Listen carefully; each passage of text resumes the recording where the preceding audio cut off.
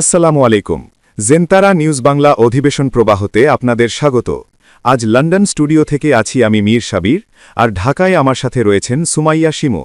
চলুন শুরু করি আজকের গুরুত্বপূর্ণ সংবাদ। জানিয়ে দিব আজকের গুরুত্বপূর্ণ সব আপডেট। আন্তর্জাতিক সংবাদ প্রথমেই জানিয়ে দিব, চীনকে ঠেকানোর জন্য রাখা অস্ত্র ইরান যুদ্ধে খরচ করে ফেলেছে যুক্তরাষ্ট্র। এরপর আরও জানিয়ে দিব, ধরা খেয়েছে আমেরিকা, ড্রোন মিসাইলে ভেঙে পড়ছে আমেরিকার দুর্গ। এবং সর্বশেষ জানিয়ে দিব, অবরোধ তুলে না নিলে যুক্তরাষ্ট্রকে দেখে নেওয়ার হুঁশিয়ারি ইরানের। শুনছিলেন সংবাদ শিরোনাম, এখন বিস্তারিত। তবে তার আগে অনুরোধ থাকবে, এই ভিডিওটিতে একটি লাইক, কমেন্ট এবং চ্যানেলটি সাবস্ক্রাইব করে জানিয়ে দিন কোন জেলা থেকে বা কোথা থেকে আপনি আমাদের এই ভিডিওটি দেখছেন এবং শুনছেন। মধ্যপ্রাচ্যে সামরিক অভিযানের প্রেক্ষাপটে যুক্তরাষ্ট্রের ক্ষেপণাস্ত্র মজুত নিয়ে নতুন করে উদ্বেগ তৈরি হয়েছে। মার্কিন সামরিক বাহিনীর কমান্ডাররা সতর্ক করে বলেছেন, একাধিক ফ্রন্টে যুদ্ধ পরিচালনার কারণে দেশটির অস্ত্রভাণ্ডারে চাপ বাড়ছে।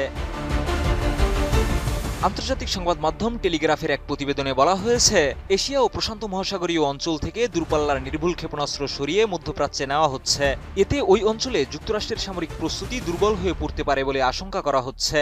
অন্যদিকে প্রভাবশালী মার্কিন গণমাধ্যম নিউ ইয়র্ক টাইমস জানিয়েছে, গত ২৮ ফেব্রুয়ারি সংঘাত শুরুর পর থেকে যুক্তরাষ্ট্র প্রায় ১১০০টি দূরপাল্লার স্টেলথ ক্রুজ ক্ষেপণাস্ত্র ব্যবহার করেছে।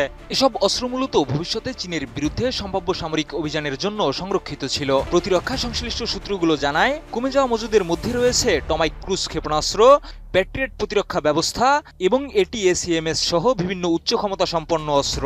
এসব ক্ষেপণাস্ত্রের চাহিদা মেটাতে এখন ইউরোপ ও এশিয়ার ঘাঁটি থেকে সরঞ্জাম সরিয়ে নেওয়া হচ্ছে। বিশ্লেষকরা বলছেন, এতে অন্যান্য অঞ্চলে নিরাপত্তা ঝুঁকি তৈরি হতে পারে। একই সঙ্গে ব্যয়বহুল ক্ষেপণাস্ত্রের উপর অতিরিক্ত নির্ভরতা এবং দ্রুত উৎপাদন সক্ষমতা নিয়েও প্রশ্ন উঠছে। মার্কিন প্রতিরক্ষা দপ্তর সতর্ক করে জানিয়েছে, বর্তমান উৎপাদন হারে অস্ত্রের ঘাটতি পূরণ করতে কয়েক বছর সময় লাগতে পারে। তবে সাম্প্রতিক অভিযানে ঠিক কত অস্ত্র ব্যবহৃত হয়েছে সে বিষয়ে বিস্তারিত তথ্য এখনও প্রকাশ করেনি পেন্টাগন। এদিকে হোয়াইট হাউসের কর্মকর্তারা এসব দাবির কিছু অংশ প্রত্যাখ্যান করেছেন। বিশেষজ্ঞদের মতে, চলমান সংঘাত দীর্ঘায়িত হলে যুক্তরাষ্ট্রের বৈশ্বিক সামরিক কৌশল এবং প্রতিরক্ষা প্রস্তুতির উপর বড় ধরনের প্রভাব পড়তে পারে। তবে ইরানের প্রতিরক্ষা মন্ত্রণালয় দাবি করেছে, চলমান উত্তেজনার প্রেক্ষাপটে ক্ষেপণাস্ত্র শক্তির খুব সামান্য অংশই ব্যবহার করেছে তারা। এছাড়া দেশটির রাষ্ট্রীয় গণমাধ্যম প্রেস টিভির এক প্রতিবেদনে বলা হয়েছে, তেহরানের বিশাল ক্ষেপণাস্ত্র ভাণ্ডারের বড় অংশ এখনো অক্ষত ও ব্যবহারের অপেক্ষায় রয়েছে। যে অভিযানে লাভের হিসাব বসেছিল, সেখানেই খুলতে হয়েছে আমেরিকার ক্ষতির খাতা। একের পর এক ঘাঁটি গড়ে ইরানকে চাপে রাখার পরিকল্পনা ভেস্তে গিয়ে এখন সেই ঘাঁটিগুলোই হয়ে উঠেছে পাল্টা আঘাতের লক্ষ্য। আকাশে মিসাইল, মাটিতে ড্রোন প্রতিরক্ষার শক্ত দেয়ালেও দেখা দিয়েছে ফাটল। তবে বাস্তব ক্ষয়ক্ষতির তথ্য আড়াল করার অভিযোগ উঠেছে ওয়াশিংটনের বিরুদ্ধে। আন্তর্জাতিক গণমাধ্যম এনবিসি নিউজের সম্প্রতি প্রকাশিত এক সংবাদে দাবি করা হয়, পারস্য শক্তি ইরানের আক্রমণে উপসাগরীয় অঞ্চলে থাকা মার্কিন ঘাঁটিগুলোর ক্ষতির আসল খবর সামনে আনছে না আমেরিকা। নিজেদের হারের লজ্জা লুকাতে অপতথ্যকে ব্যবহার করছে ঢাল হিসেবে। মার্কিন প্রশাসনের ক্ষতির পরিমাণ কমিয়ে বলার তথ্যটি নিশ্চিত করেছেন নাম প্রকাশে অনিচ্ছুক একজন মার্কিন কর্মকর্তা।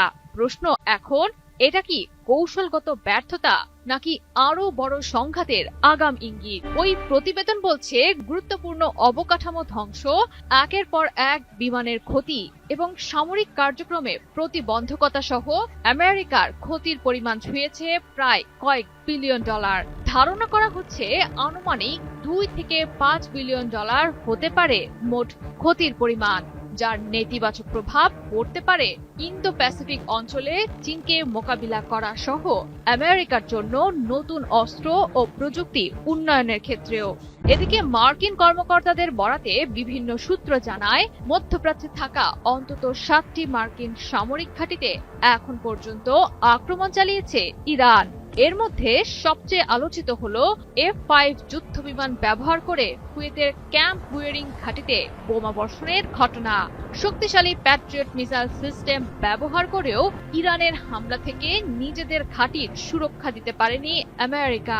হামলার ঘটনায় প্রমাণিত হয়েছে, ইরানের বিমান বাহিনী পুরোপুরি ধ্বংসের মার্কিন দাবিটি একেবারেই মিথ্যা। বরং ইরান প্রমাণ করে দিয়েছে কৌশলগত হামলার মাধ্যমে আমেরিকার আধুনিক প্রযুক্তিকেও চ্যালেঞ্জ ছুড়ে দেওয়া সম্ভব।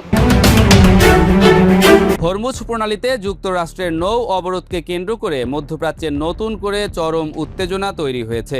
অবরোধ তুলে না দিলে যুক্তরাষ্ট্রকে এবার সরাসরি পাল্টা প্রতিক্রিয়ার হুঁশিয়ারি দিয়েছে ইরানের সশস্ত্র বাহিনী। একই সঙ্গে যুক্তরাষ্ট্র ও ইসরায়েলের অবস্থান নিয়েও চলমান সংঘাত আরও জটিল আকার ধারণ করছে। কেউই যেন কাউকে ছাড় দিতে নারাজ। ইরানের সেনাবাহিনীর কমান্ড সেন্টার থেকে প্রকাশিত এক বিবৃতিতে বলা হয়েছে, যুক্তরাষ্ট্র যদি অঞ্চলে অবরোধ, লুটপাট এবং সামুদ্রিক দস্যুতা অব্যাহত রাখে তাহলে ইরানের সশস্ত্র বাহিনী উপযুক্ত জবাব দেবে। এই বিবৃতিটি রাষ্ট্রীয় সংবাদ মাধ্যমে প্রকাশ করা হয়, বিশেষ করে ইসলামী বিপ্লবী গার্ড বাহিনীর সংবাদ সংস্থা তাসনিম নিউজ এজেন্সির মাধ্যমে। উল্লেখ্য, 13 এপ্রিল থেকে যুক্তরাষ্ট্র ইরানি বন্দরে যাতায়াতকারী সামুদ্রিক চলাচলে অবরোধ আরোপ করার পর একাধিক জাহাজ আটকের ঘটনা ঘটেছে। এরপর থেকেই দুই দেশের মধ্যে উত্তেজনা ক্রমাগত বেড়ে চলেছে। এদিকে যুদ্ধ থামানো নিয়ে যুক্তরাষ্ট্রের অবস্থান ঘিরেও নতুন আলোচনা শুরু হয়েছে। মার্কিন প্রেসিডেন্ট ডোনাল্ড ট্রাম্প সম্প্রতি রয়টার্সকে বলেন, ইরান একটি প্রস্তাব দিচ্ছে, তবে এর বিস্তারিত এখনও স্পষ্ট নয়। একই সঙ্গে তিনি ইঙ্গিত দেন, দ্রুত কোনো চুক্তিতে পৌঁছানোর জন্য তার বিশেষ কোনো তাড়া নেই। যুক্তরাষ্ট্রের প্রতিরক্ষা মন্ত্রী পিট হেগসেটও একই ধরনের মন্তব্য করেছেন। তিনি বলেন, তাদের হাতে পর্যাপ্ত সময় আছে এবং তারা কোনো চুক্তির জন্য অস্থির না। যুক্তরাষ্ট্রের সামরিক বাহিনীর প্রধান ড্যান কেইনও জানিয়েছেন, প্রয়োজনে তারা আবারও সামরিক অভিযান চালাতে প্রস্তুত। অন্যদিকে ইসরায়েলের পররাষ্ট্রমন্ত্রী ইসরায়েল কাটজ দাবি করেছেন, দেশটি যুক্তরাষ্ট্রের সবুজ সংকেতের অপেক্ষায় রয়েছে। তার মতে, ট্রাম্পের অনুমোদন পেলে ইরানের সর্বোচ্চ নেতা আয়াতুল্লাহ আলী খামেনির নেতৃত্বাধীন কাঠামোকে পুরোপুরি শেষ করার লক্ষ্য বাস্তবায়ন করা হবে।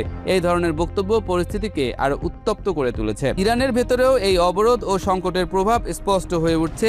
দেশটির প্রেসিডেন্ট মাসুদ পেজিশকিয়ান জনগণকে বিদ্যুৎ ব্যবহারে সংযম দেখানোর আহ্বান জানিয়েছেন। তিনি বলেন, শত্রুরা দেশের অবকাঠামো ক্ষতিগ্রস্ত করছে এবং চাপ সৃষ্টি করছে যাতে জনগণের মধ্যে অসন্তোষ তৈরি হয়। পেজেশকিয়ান আরও বলেন, বাসায় 10টি বাতির পরিবর্তে 2টি জ্বালালে সমস্যা কোথায়? একই সঙ্গে তিনি জনগণকে জাতীয় সংকটে সহযোগিতার আহ্বান জানান।